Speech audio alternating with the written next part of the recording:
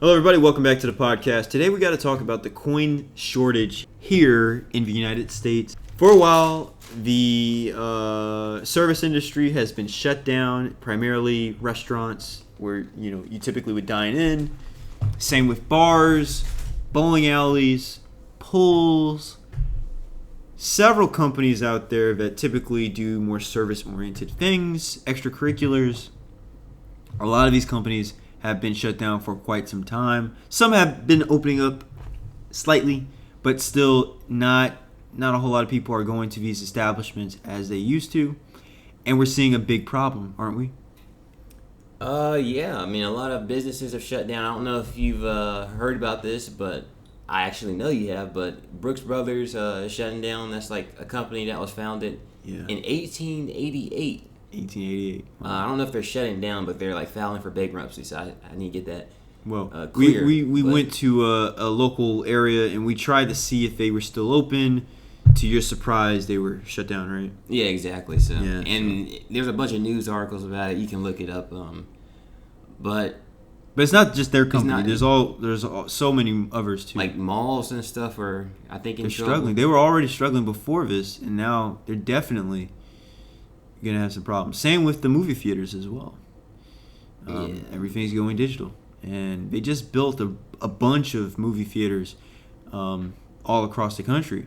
Well, I don't think the movie theaters were struggling, but they're gonna have to go to digital. They're gonna have to do something because they're not gonna be making any money. So that's gonna be hurting the Well, no, you're right because the movie theater is actually I think actual people they still want to have that experience of going in the film, but going to the film and sitting in the chair and seeing it on the big screen. But a lot of people, I mean, look, dude, we're staring at a 4K monitor right now.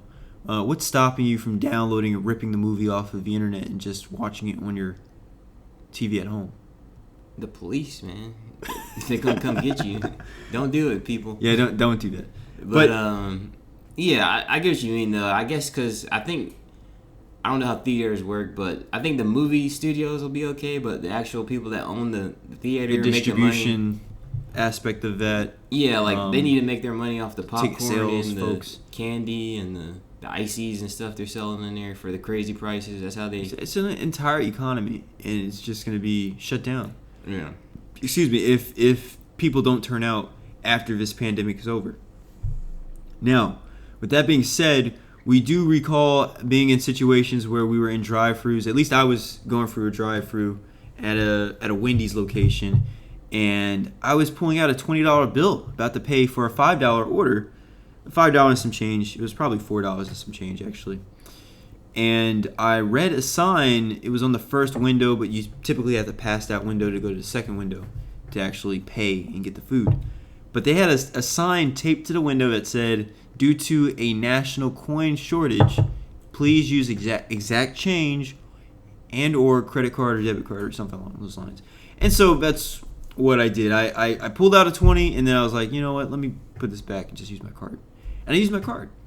But a lot of folks, at least, especially if I have loose change in my car, and I might not necessarily be inclined to actually count all the quarters and pennies and dimes and nickels that I need for a given purchase, sometimes I want to just pay with regular cash, right?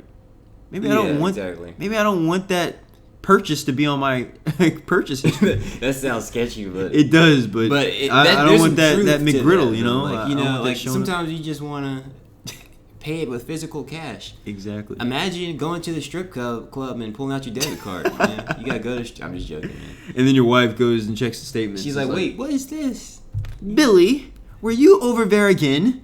You don't want to be in that situation, guys. So make sure the next time you go to any of these places, have exact change. Have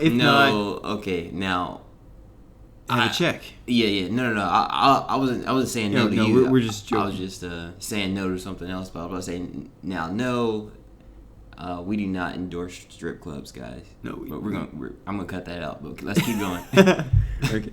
But again, this shortage has caused a lot of problems. I'm assuming it's not only the fact that companies are shut down and coins aren't being circulated as much, but I think it also has something to do with the fact that people are probably hoarding their coins hoarding dollar bills, hoarding money. That's a known fact. People are doing this. If you look it up online, you're gonna come across somebody that's hoarding money because they think that is the right thing to do during this time period. There's a little bit of nonsense when it comes to that, because obviously if they're scared like the economy is going to collapse, hoarding physical cash isn't going to stop the dollar from losing its value. You know, like if the dollar loses some of its value, you keeping it there is not going to keeping the physical cash in your couch cushion is not going to help you really. Mm-hmm. I mean, I think you'd be better off like buying like something that you can like use or eat or something with that money. Like, if you're one of those type of people, I guess, like, why not buy like food or something?